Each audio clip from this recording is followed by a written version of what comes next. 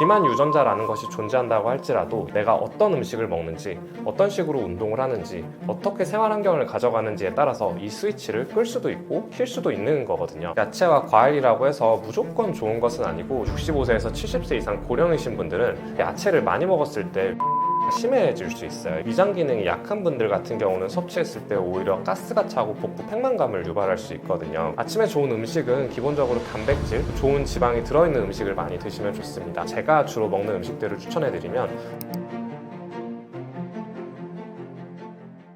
물만 먹어도 살찌는 체질. 유독 살찌는 사람들의 특징은 무엇인가요? 살이 찌는 체질이신 분들은 굉장히 억울하고 주위에 이런 얘기를 하면 핑계대지 말라고 많이 핀잔을 들이시는데 실제로 살이 잘 찌는 체질이 있습니다. 유전적으로 이런 사람들은 어떤 부류이냐면 우리가 음식물을 먹으면 이걸 분해해서 일정 양은 몸에 저장을 하고 일정 양은 에너지로 사용을 하게 되는데요. 그런데 같은 음식을 다른 사람이 섭취했을 때 어떤 사람은 에너지를 저장하는 비율이 더 높고 다른 사람은 에너지를 저장하는 비율은 낮은데 이 에너지를 소모하는 능력은 뛰어난 사람들이 있습니다. 한의학적으로도 살이 잘 찌는 체질에 태음인이 속하는데요. 태음인은 뭐라고 표현이 되어 있냐면 흡취지기는 강한데 발산지기가 약하다라고 표현이 되어 있습니다. 흡취지기란 에너지를 흡수하는 능력입니다. 태음인들은 기본적으로 소화력이 좋고요. 음식도 굉장히 잘 먹고 가리는 음식도 잘 없어서 좀 과식을 하는 경향도 은근히 있습니다. 반면에 발산지기가 약하다는 뜻은 이런 흡수한 음식들을 영양소로 분해해서 에너지로 사용하는 능력이 부족하다는 뜻이에요. 그래서 모든 태음인이 과체중인 것은 절대 아니지만 상대적으로 한의학적으로 태음인인 분들이 비만인 경우가 많고요. 그래서 우리가 다이어트 한약에 쓰는 약재들도 기본적으로 태음인 체질에 맞는 약재인 경우가 많습니다. 즉 비만 유전자라는 것이 실제로 물만 먹는다고 해서 무조건 살이 찌고 이런 것은 아니겠지만 같은 음식을 먹었을 때 어떤 사람들에 비해서 유난히 살이 더 잘 찌고 지방으로 전환되는 비율이 높아서 더 비만이나 과체중이 되기 쉬운 체질은 분명히 있습니다. 비만 유전자가 존재하는 건가요? 살이 빠지는 체질로 바꿀 수 있는 방법이 있나요?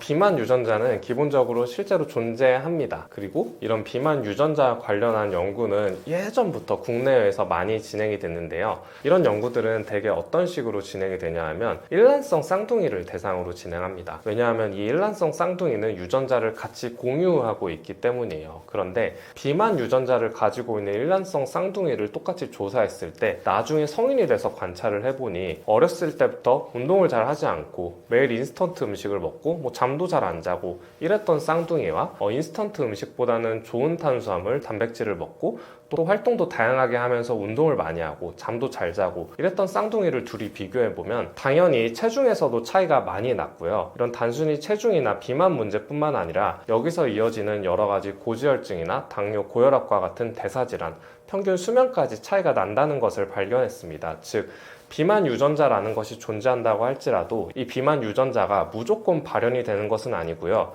이 유전자의 스위치가 있다라고 하면 내가 어떤 음식을 먹는지, 어떤 식으로 운동을 하는지, 어떻게 생활 환경을 가져가는지에 따라서 이 스위치를 끌 수도 있고 킬 수도 있는 거거든요. 우리 인체는 항상성이라는 게 있습니다. 그래서 내가 평상시에 어떤 식으로 생활 환경을 가져가는지 우리 몸이 계속 지켜보고 있고 이걸 유지하려고 하거든요.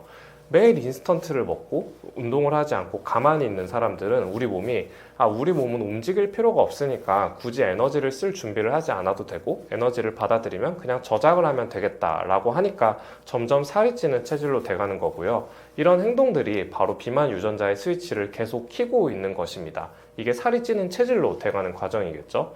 그런데 반대로 내가 비만 유전자를 가지고 있다고 할지라도 좋은 음식을 먹고 운동을 많이 하고 활동도 많이 하고 이렇게 되면 우리 몸은 항상 에너지를 쓸 준비를 하게 됩니다. 이런 식으로 생활 환경을 가져가게 되면 비만 유전자의 스위치를 켜지 않고 끄는 방향으로 작동을 하게 되거든요. 그래서 다이어트를 할 때도 기본적으로 단순히 굶거나 아니면 운동을 많이 해서 몇 킬로를 빼고 이런 것이 중요한 게 아니라 내가 비만 유전자를 가지고 있고 비만 유전자의 스위치를 킨 살이 찐 체질에서 이 스위치를 끄도록 하는, 그래서 우리가 다이어트를 할 때도 단순히 음식을 굶어서 아니면 운동을 과도하게 많이 해서 몇 킬로를 빼고 이런 것이 중요한 게 아니라 운동이라던가 식단이라던가 수면 이런 전반적인 생활 환경을 개선함으로써 이 켜진 비만 유전자라는 스위치를 끄는 방식으로 다이어트를 하면 단순히 살을 뺄 수 있을 뿐만 아니라 살이 찌는 체질에서 살이 잘 찌지 않는 체질로 몸이 바뀔 수 있습니다. 근력 운동과 유산소 운동의 차이가 무엇인가요?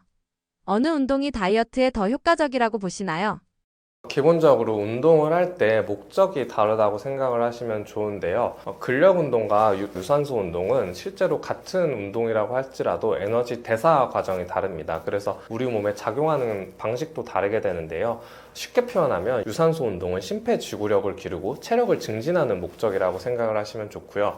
근력 운동은 말 그대로 우리가 가지고 있는 힘, 파워라고 하죠. 이 힘을 길러서 근육 자체를 키우는 운동이라고 생각을 하시면 됩니다. 다이어트는 기본적으로 체중을 감량하는 거잖아요. 체중 감량을 할 때는 근력 운동이 아니라 유산소 운동을 위주로 해야 하고요. 다만 나의 목적에 따라서 근력 운동도 적당히 병행을 하는 게 좋습니다. 어떤 뜻이냐면 다이어트를 할 때 많은 분들이 걱정하시는 게 체중과 체지방은 빠지면서 근육량은 늘었으면 좋겠어 라고 생각하시죠. 그런데 사실 그건 불가능하고요. 근육량도 어쩔 수 없이 체중이 빠지면서 감소를 하게 됩니다. 그런데 이때 뭐가 중요하냐면 체지방이 빠지는 것보다 근육량이 더 많이 빠지면 안 되거든요. 이건 체중이 감량된다고 할지라도 사실 건강에도 좋지 않고 외관적으로도 살을 뺐을 때 본인이 원하는 모습이 나오지 않을 가능성이 높습니다. 그래서 실제로 현역에 계신 보디빌더들도 어떤 식으로 운동을 하냐면 그분들이 기본적으로 몸이 굉장히 크시잖아요. 근데 그게 살을 빼면서 동시에 근육을 키우는 게 아니라 1년에 한 번에서 2번 정도씩 다이어트를 하세요. 다이어트를 할 때는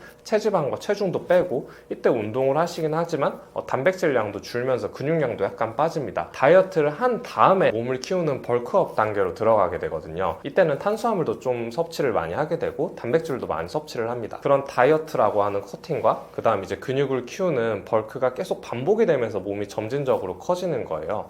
그래서 다이어트를 할 때 어떤 식으로 하면 좋냐면 유산소와 무산소를 적당히 섞어서 하시면 좋은데요. 유산소 운동 같은 경우는 기본적으로 체력을 올리고 칼로리를 감소시키는 효과가 있고요. 근력 운동은 적당량 하게 되면 근육량이 빠지는 것을 어느 정도 줄여줄 수 있습니다. 이때 단백질 섭취도 굉장히 중요해서 무조건 굶기보다는 탄수화물을 줄이고 단백질을 많이 섭취하시라고 하는 이유가 이것 때문이거든요. 그래서 하루는 유산소 운동, 하루는 근력 운동 이런 식으로 적당량 운동을 섞어서 하시는 걸 추천드리고요. 저도 실제로 다이어트를 할 때 그렇게 했었고 이때 주의해야 되는 점은 다이어트를 너무 열심히 하시는 분들이 흔히 범하는 실수인데요. 다이어트를 할 때는 기본적으로 내가 평소에 먹던 것보다 덜 먹게 됩니다.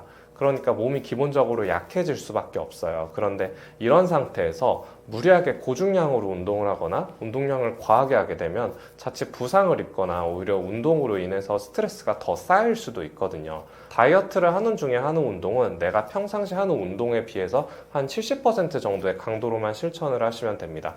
오히려 이때 무리하게 중량을 올리거나 하면 부상을 입을 수 있기 때문에 주의가 필요합니다. 채소 과일이 의외로 먹으면 독이 된다고 하는데 어떻게 먹어야 다이어트에 효과적인가요?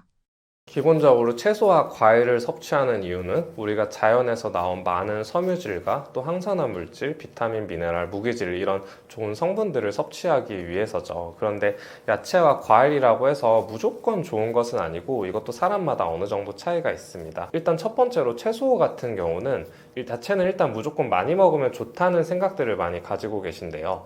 그런데 내가 평상시에 복부 팽만감이 심하거나 아니면 소화가 잘 안 되거나 혹은 65세에서 70세 이상 고령이신 분들은 이렇게 야채를 많이 먹었을 때 위장장애가 심해질 수 있어요. 이건 왜 그런가 하냐면 야채가 우리 몸에 좋다고 알려진 이유는 바로 야채의 풍부한 섬유질 때문입니다. 그런데 이 섬유질의 특징은 위장 기능이 약한 분들 같은 경우는 섭취했을 때 오히려 가스가 차고 복부 팽만감을 유발할 수 있거든요. 그래서 야채를 드시는 건 좋지만 야채와 함께 꼭 적당량의 탄수화물과 단백질도 섭취를 하시는 게 좋고요. 또 너무 생야채로 드시기보다는 구워서 어느 정도 익힌 상태로 드시는 게 좋습니다. 두 번째로 과일 같은 경우는 다이어트를 할 때 가급적 드시지 말라고 많이 말씀드리는데요. 과일은 우리 몸에 좋다라고 마찬가지로 알려져 있지만 사실 과일에도 많은 당이 들어있습니다. 사람들이 요즘 좋아하는 과일들이 주로 단맛을 굉장히 좋아하잖아요. 그런데 이 단맛이 엄밀하게 말하면 설탕과 동일한 것은 아니지만 몸에 쌓이면 사실 설탕과 똑같습니다. 그러니까 많이 먹으면 살이 찌거든요. 특히 단 과일들은 다이어트를 할 때 반드시 피하시는 게 좋고요. 또 이 과일을 섭취할 때 그냥 씹어서 먹는 게 아니라 갈아서 많이 드시는데, 이렇게 갈아서 먹게 되면 이 과일 안에 들어있는 섬유질이나 비타민도 다 파괴가 되고 또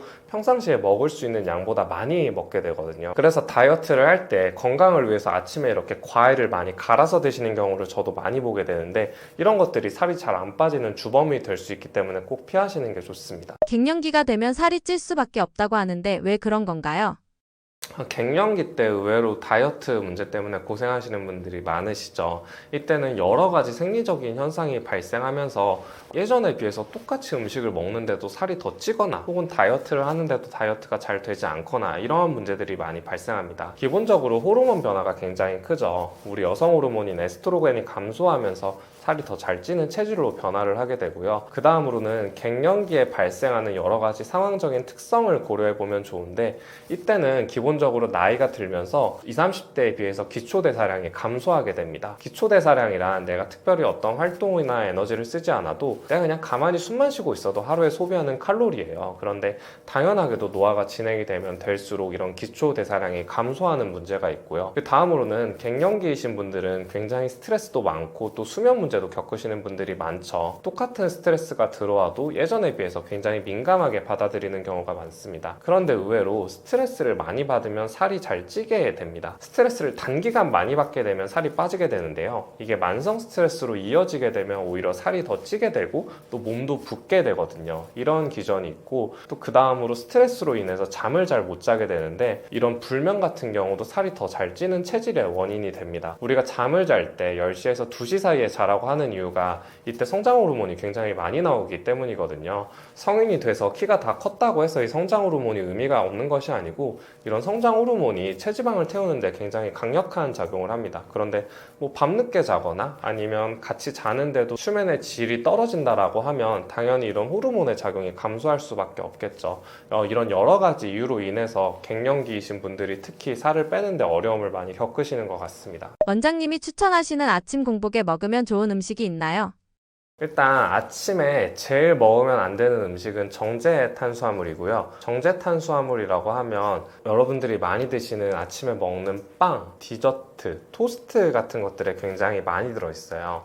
이런 음식들의 문제점은 바로 혈당 스파이크를 유발한다는 것인데요. 혈당 스파이크가 나타나면 어떤 문제가 있냐면, 아침을 먹고 나서 출근을 할 때까지는 괜찮습니다. 이런 음식들은 먹고 나면 혈당을 급격하게 올려줌으로 인해서 좀 힘이 나게 되거든요. 그런데 한두 시간이 지나고 나면 혈당이 갑자기 급격하게 떨어지게 돼요. 그러면 이때부터 갑자기 극심한 허기짐을 느끼게 되고 또 피로감도 몰려옵니다. 아직 아침 시간이 얼마 되지도 않았는데 벌써 이런 식으로 몸이 작동을 하게 되면 하루 전체를 날리게 되거든요. 또 극심한 허기짐 때문에 점심에 오히려 폭식을 하게 되는 경우도 많이 보게 되는 것 같습니다. 그래서 이런 정제당을 반드시 피하시는 게 좋고요.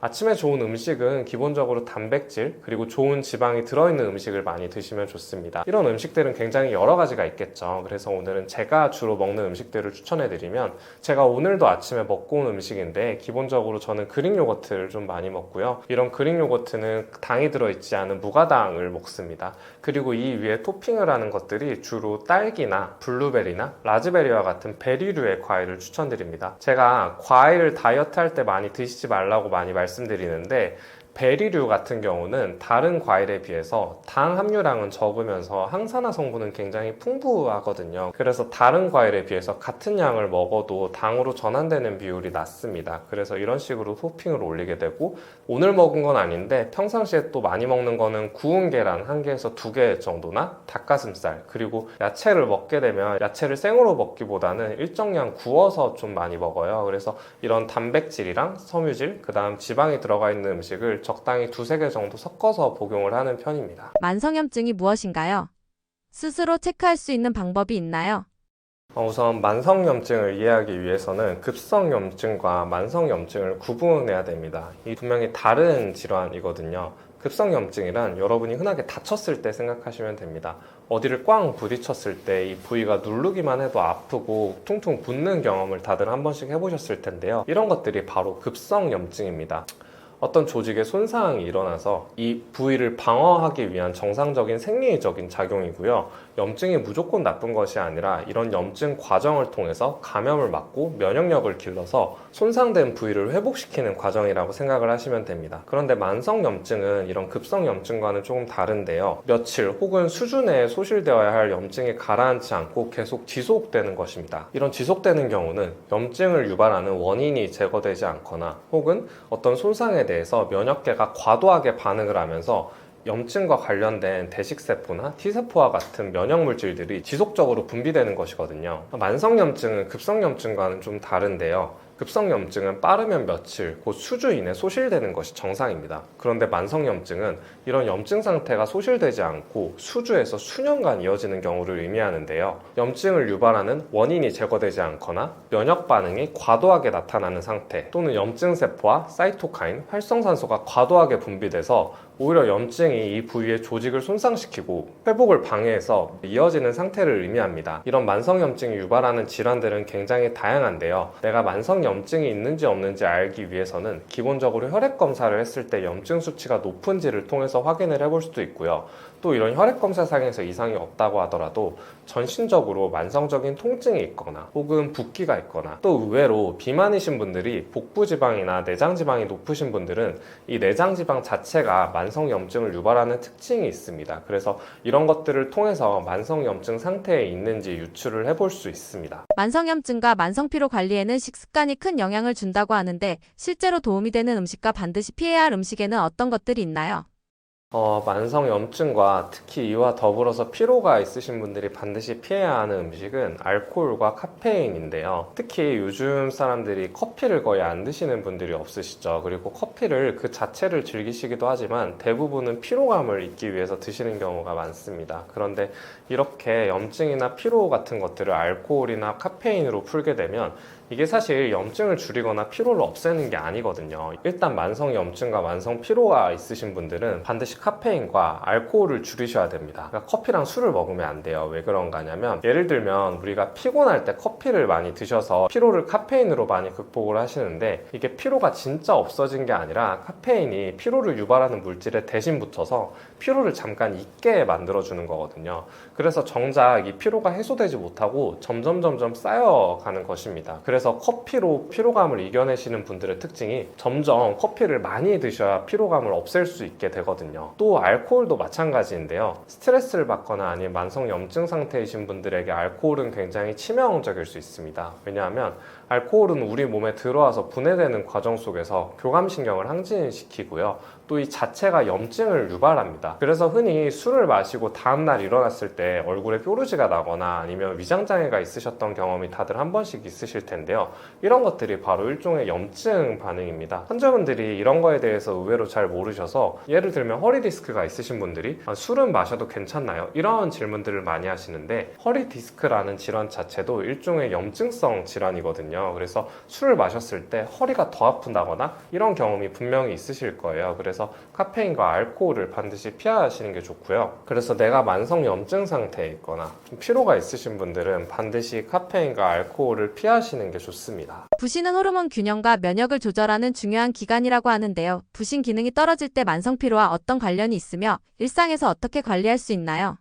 부신은 사실 보통 일반인 분들은 잘 모르는 장기예요. 이 신장 위에 위치한 아주 작은 소기관인데, 이게 크기는 작지만 우리 몸에서 면역력을 조절하는 굉장히 중요한 장기거든요. 그래서 부신피로 증후군이라는 질환을 들어보신 분들도 있을 겁니다. 부신은 코르티솔, 아드레날린, 알도스테론과 같은 다양한 호르몬을 분비하는 특징을 가지고 있는데요. 특히 이 중에서 중요한 건 코르티솔이라고 하는 스트레스 호르몬입니다. 스트레스를 받으면 건강에 안 좋다라는 건 모두들 알고 계시죠? 그런데 실제로 스트레스를 받았을 때 우리 몸에는 다양한 반응이 나타납니다. 스트레스를 받으면 먼저 뇌에서 이걸 인식해요. 뇌의 시상하부라는 곳에서 우리 몸이 스트레스를 받고 있구나 라는 걸 인지를 하게 되고, 이 신호를 뇌하수체라는 기관으로 보내게 됩니다. 그리고 이 뇌하수체에서 다시 이 부신으로 이 스트레스 상황임을 인지를 시키는데요. 그러면 부신에서 그때서야 코르티솔이라는 스트레스 호르몬을 분비하게 됩니다. 그런데 이 코르티솔의 특징은 단기간 스트레스를 받았을 때 이름 그대로 이 스트레스에 저항할 수 있는 힘을 키우게 해줍니다. 그런데 이 스트레스가 단기간 끝나는 게 아니라 만성적으로 이어지게 되면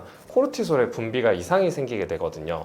코르티솔이 너무 많이 분비돼도 좋지 않고요. 너무 적게 분비돼도 문제가 됩니다. 그래서 이런 코르티솔 분비에 이상이 생기게 되면 우리 몸에 스트레스가 들어왔을 때 여기에 제대로 대처를 하지 못하게 돼요. 그러면 몸이 스트레스를 해소하지 못하고 점점점 피곤한 상태로 이어지게 됩니다. 그래서 실제로 만성적인 피로감을 호소하시는 분들이 점점 이 부신 기능이 떨어지게 되면 스트레스가 들어왔을 때 여기에 저항하는 능력이 떨어지게 되고, 그러면 우리 몸은 점점 피곤함을 느끼게 되겠죠. 즉 스트레스에 취약한 상태가 되는 것입니다. 이걸 부신피로 증후군이라고 부르게 되고요. 이 부신피로 증후군은 일반적인 피로와 다르게 굉장히 극심한 피로감을 호소하면서 피로감뿐만 아니라 두통이나 어지럼증이나 이런 굉장히 다양한 증상을 동반하게 됩니다. 이 부신을 관리할 수 있는 방법 중 가장 좋은 게 규칙적인 생활이에요. 무엇인가 하냐면 우리 몸은 코르티솔이 잠깐 높게 분비될 때도 있고 좀 낮게 분비될 때도 있거든요. 그러니까 적당한 리듬을 가지는 게 중요합니다. 그런데 코르티솔이 많이 분비돼야 될 상황에 분비가 되지 않고 또 적게 분비될 상황에 많이 분비가 되면 문제가 되는 거거든요.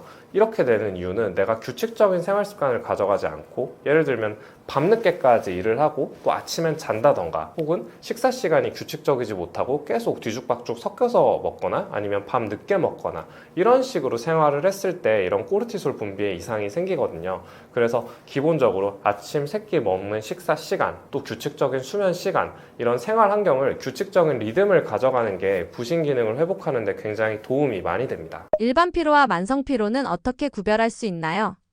일단 만성 피로는 정의가 따로 되어 있어요. 일반 피로랑 어떻게 다르냐면 피로감이 일단 6개월 이상 갑니다. 그리고 충분한 휴식으로 회복이 되지 않고요. 이런 피로감으로 인해서 일상생활에 지장을 받게 됩니다. 또한 피로감뿐만 아니라 집중력도 떨어지고 기억력도 떨어지고 잠도 잘 자지 못하게 되고 이런 증상들을 동반하게 되는데요. 그런데 굳이 이런 엄격한 가이드라인이 아니더라도 쉽게 어떻게 생각하면 되냐면 일반 피로는 잠깐 쉬거나 잠을 자면 개선이 됩니다. 피곤할 때 잠자고 아니면 휴식을 취하고 피로감이 좀 풀렸다라고 느끼신 경험이 있으시죠? 이건 만성 피로가 아니라 일반적인 피로에 속합니다. 그리고 이런 일반 피로는 질환은 아닙니다. 그냥 휴식을 취하면 되세요. 그런데 만성 피로가 있으신 분들은 아무리 잠을 많이 자도 잠을 8시간이 아니라 10시간, 12시간 자고 휴식을 아무리 취하고 일도 안 하고 스트레스를 안 받는데 피로감을 느끼시는 분들이 있습니다. 이런 분들은 굳이 내가 6개월이라던가 이런 기준이 아니더라도 만성 피로 상태에 빠져 있다고 생각을 하시면 좋고요. 이때는 이런 피로감을 개선하기 위해서 단순히 휴식을 취하는 게 아니라 적절한 의학적인 치료를 받을 필요도 있습니다. 환자들이 가장 흔히 오해하는 만성염증, 만성 피로에 대한 잘못된 상식이 있다면 무엇인가요?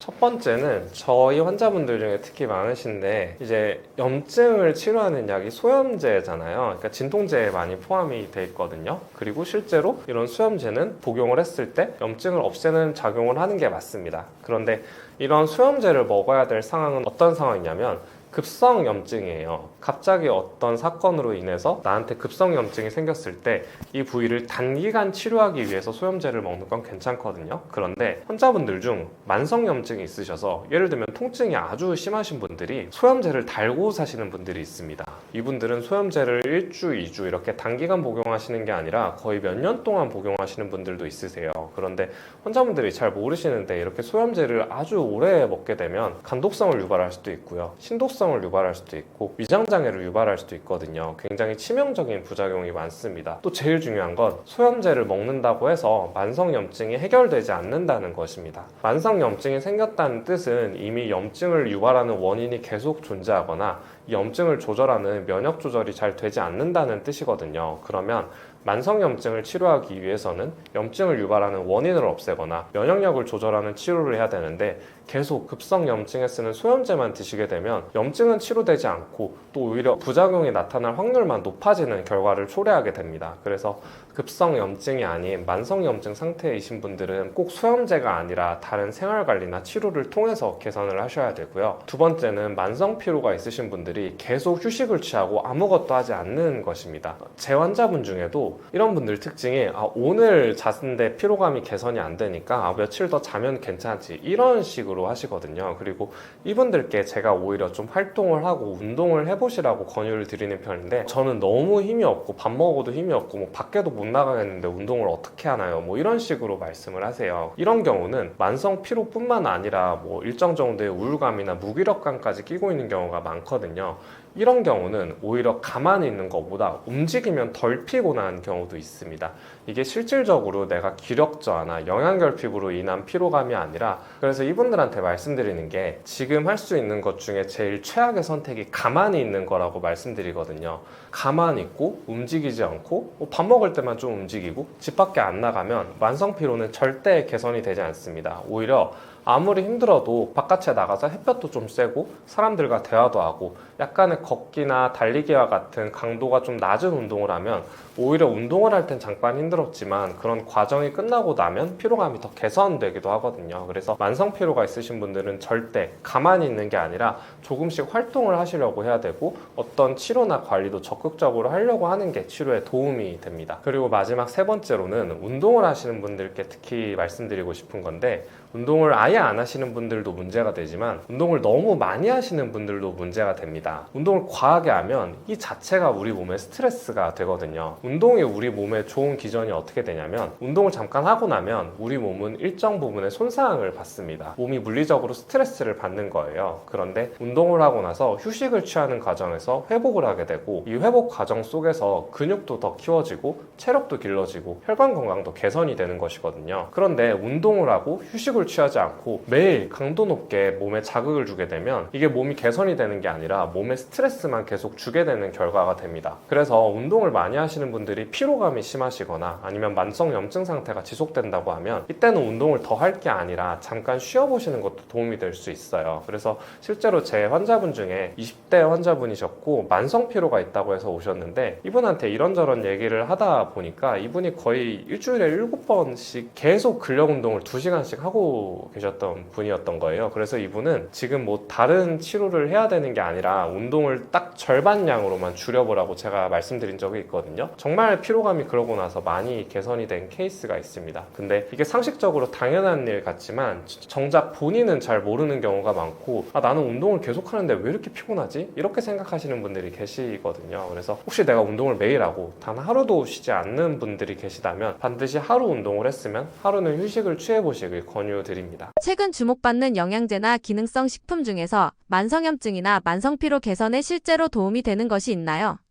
저는 비타민C를 가장 많이 추천드리는데요. 비타민C가 너무 흔해 빠진 영양제 같지만 이걸 추천드리는 이유는 현존하는 영양제 중에서 가장 가성비가 좋은 영양제이기 때문입니다. 비타민C는 사실 그렇게 가격이 비싸지 않아요. 뭐 아무리 많이 구매를 해도 실질적으로 부담이 되는 정도는 아니라고 생각하거든요. 그에 비해서 비타민C가 가지고 있는 효과는 정말 무궁무진합니다. 기본적으로 비타민C는 항염증 작용을 하고 있어요. 그래서 만성염증 상태에 있으실 때 반드시 드셔야 하는 영양제가 바로 비타민C고요. 항염증 효과뿐만 아니라 항산화 효과, 또 세포의 노화를 방지시킴으로써 피로감을 개선하는 효과가 있습니다. 만성 피로나 만성 염증이 둘 다 있다고 하면 비타민C는 반드시 필수적으로 드셔야 되는데, 이때 주의해야 될 점이 있습니다. 비타민C의 하루 권장 섭취량은 200mg 정도 돼요. 그런데 실질적으로 이 영양제를 드시는 분들 중에 200mg만 드시는 분은 거의 없으신 것 같고, 보통 적으면 1000mg, 많으면 요즘은 한 알에 3000mg 짜리도 나오고, 이걸 이제 여러 개를 드시면서 하루에 1000mg, 뭐 20000mg 뭐 이런 식으로 드시기도 합니다. 그런데 이런 비타민C를 무조건 많이 먹는 게 좋은 것은 아니고요. 적정 용량을 설정하는 방법은, 비타민C를 많이 드셨을 때 설사를 하시는 분들이 있으세요. 그래서 용량을 처음부터 많이 드시는 게 아니라 처음부터 1000, 2000, 3000 이렇게 조금씩 늘려가면서 설사를 하는 구간을 찾으시고요. 예를 들면 내가 1000mg을 먹었을 때 설사를 했다. 그러면 그 용량에서 20%에서 30% 줄인 용량을 드시면 됩니다. 그러니까 1000ml에서 설사를 했다고 하면 한 7000에서 8000 정도 드시면 좋겠죠. 이런 식으로 드시는 게 좋고요. 또 안타깝게도 모든 사람이 비타민C를 먹을 수 있는 것은 아닙니다. 평상시 위장장애가 심하시거나 결석이 있으시거나 신장 기능이 약하신 분들은 비타민C를 많이 드시면 안 돼요. 왜냐하면 기본적으로 비타민C를 많이 복용했을 때는 공복에 속쓰림을 유발할 수 있고요. 또 비타민C를 많이 먹고 나서 여분의 비타민C가 오히려 결석을 유발할 수도 있고, 또 이런 남은 비타민C가 신장을 통해서 소변으로 배출이 되어야 하는데, 신장이 약하신 분들은 이렇게 배출시키는 기능이 떨어지게 됩니다. 그래서 이 세 가지에 해당되시는 분들은 비타민C를 고용량으로 드시는 건 반드시 피하시는 게 좋습니다. 제가 건강에 관련해서 인터뷰를 할 때마다 말씀드리는 건데, 사실 건강이라는 건 내가 생각만 하는 게 아니라 실천을 해야 되거든요. 오늘 말씀드린 여러 가지 생활 습관, 수면, 운동하는 거, 다이어트, 자율신경 질환, 또 비타민C까지, 이런 것들을 사실 듣기만 하면 여러분의 몸이 바뀌지 않습니다. 이 중에서 이걸 다 할 수는 없고요. 사람마다 본인이 가지고 있는 체력이나 상황이나 여건이 다르니까요. 그런데 예를 들면 나는 피로감이 심한데 비타민 같은 거 한 번도 안 먹어봤어, 이런 분들은 비타민C를 한번 드셔보시면 좋겠고요. 또 나는 평상시에 물만 먹어도 살이 찌는 체질이야, 그래서 다이어트를 해도 소용이 없어 라고 생각하셨던 분들도 오늘 영상을 보시고 체질을 바꿀 수 있는 여러 가지 식단이나 운동에 대해서 조금씩이라도 실천을 해보시면 좋습니다. 이게 한 번에 잘할 수는 없어요. 이건 누구나 마찬가지거든요. 운동을 처음 하시는 분들이 운동을 시작하지 못하게 되는 경우가, 제가 보니까 운동을 한다고 하면 막 거창하게 막 장비를 많이 사고, 또 준비를 많이 하고, 뭐 어찌 배워서 해야 되고, 이렇게 완벽하게 잘 안 되는 거거든요. 그런데 운동이 별게 아니라 어떤 연구에서도 뭐 나가서 뛰거나 뭐 수영하거나 이런 게 어려우면 집에서 집안일이라도 좀 해라, 뭐 이런 연구도 있었어요. 집에서 가만히 있으면 운동이 안 되고, 집에서 청소라도 좀 하고 빨래도 하고 이렇게 움직이면 그것도 운동이 좀 되고, 이렇게 움직이는 사람이 아예 안 움직이는 사람보다는 건강하다라는 연구였거든요. 이런 식으로 조금씩 실천을 하면 사람 몸이 바뀌어가게 됩니다. 그리고 인체는 항상성이라는 게 있어서 하루아침에 바뀌는 게 아니라 점진적으로 습관화하면서 바뀌게 돼요. 이렇게 습관화하는 기간은 최소한 3개월 이상의 시간이 필요합니다. 당장 뭘 했다고 해서 내 몸에 큰 변화가 나타나지 않는다고 이게 의미가 없는 게 아니거든요. 그래서 오늘 알려드린 여러 가지 방법들을 스스로 꼭 해보셨으면 좋겠고요. 오늘 여러 가지 건강 상식에 대해서 최대한 일반인 분들이 알기 쉽게 비유적인 표현을 많이 들어가면서 설명을 해드리려고 노력을 했는데 이해가 잘 되셨을지 모르겠습니다. 제가 유튜브 채널을 운영하고 있는데, 제가 오늘 설명을 드리면 최대한 어려운 내용은 좀 빼고 일반인 분들도 건강에 대해서 이해하기 쉽게 비유적인 표현을 많이 들어서 설명을 해드렸는데요. 제가 따로 유튜브 채널을 운영하고 있는데, 여기서는 조금 더 딥한 이야기들, 정확한 생리학적인 기전이라던가 질환이라던가 치료법, 이런 것들에 대해서 다루고 있으니까 이런 좀 표면적인 이야기를 넘어서서 건강에 대해서 조금 더 깊게 이해하고 싶으신 분들은 저희 채널에 오셔서 여러 가지 영상들을 통해서 공부를 해보시면 더 건강이 증진되는 데 도움이 되지 않을까 싶습니다. 궁금하신 점이 있으시다면 댓글로 남겨주시면 제가 보고 답변을 드릴 테니까 얼마든지 남겨주시고요. 고정 댓글에 제 채널을 남겨둘 테니 건강에 대한 더 깊은 공부가 필요하신 분들은 제 채널에 오셔서 영상을 보셔도 좋을 것 같습니다. 오늘 영상을 시청해주셔서 대단히 감사합니다.